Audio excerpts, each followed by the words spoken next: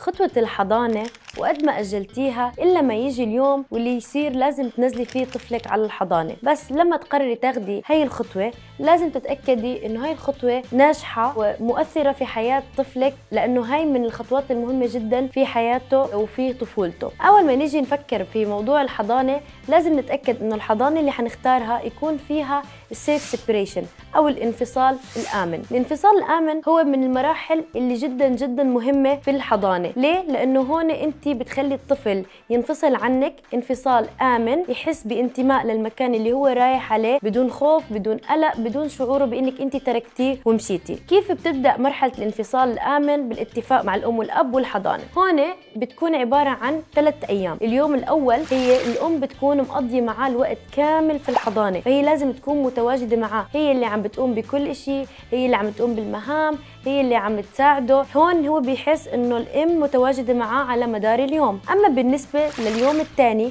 فهي ممكن تخليه يشوفها، تخليه في مكان معين، بعدين تتركه شوي، ترجع تخليه يشوفها. بس مجرد ما انه الطفل يطلب مامته في اي وقت بهذا اليوم الثاني لازم تكون الام متواجده فيه في المكان. اما بالنسبه لليوم الثالث فهون هي ممكن تبدا الصبح توديه، بعدين تطلع تتفرج عليه بالكاميرات، كل شوي تخليه يشوفها انه هي موجوده، هيك لحد ما هو يكون تعود على المكان وهي عملت انفصال معاه تدريجي وبلشت عمل مع الناس اللي في الحضانه. هون نحن بيكون في شغلتين اكتسبتها الام في ال3 ايام هاي. اول شغله اكتسبتها انه هي بدات تعمل بوندينج مع التيم اللي بيشتغل، وبعدين تعرفت على التيتشر مع الاسيستنت مع الناني اللي حتعاملوا مع طفلها على مدار اليوم. فهي هون بتكون عندها صار نوع من انواع الاطمئنان النفسي، يلي هي مجرد ما تمشي من هذا المكان عارفه مين حيتعامل مع اولادها. هل في حالات تانية ممكن تاخذ اكثر من 3 ايام؟ الاجابه نعم، لأنه ممكن يكون في حالات تعلق شديد